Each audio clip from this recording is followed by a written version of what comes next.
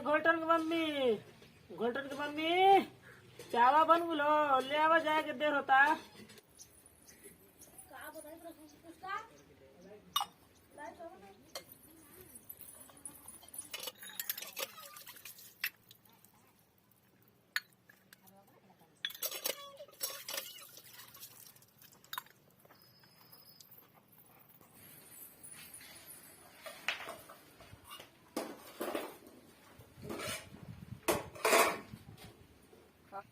आई दादा तो चाहवा तो फाट गई।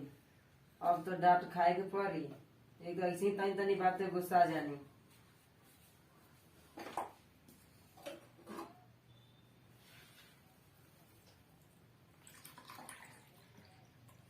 चलो देखो जी जौन होई तौन लेके अब जात हमी।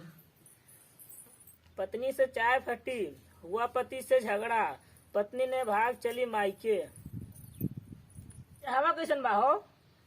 अरे चाहवा खौलत रहे चल नलवा पे गिलासिया धोए खातिर उतने में जाही तो फाट गुल हट चाहवा। ए बेरा है चाय फाटल है और सुबेरे सब्जी में नमक ज्यादा रहे। अगर तो ठीक से नहीं के बनावे खियावे के तो चल जो अपना घर है, अपना बाप दादा भाई की कमाई खाई है। सुनी हमारा बाप दादा भाई पे मत जाई। हमारा नैहर के धन खाए खातिर रउआ से बिहार कर हमार बाप दादा। और माँ सिखा के बियाह ना कैले रही। हे भगवान, ऐसन मेहरारू केहू के नाम मिले तो ठीक बा।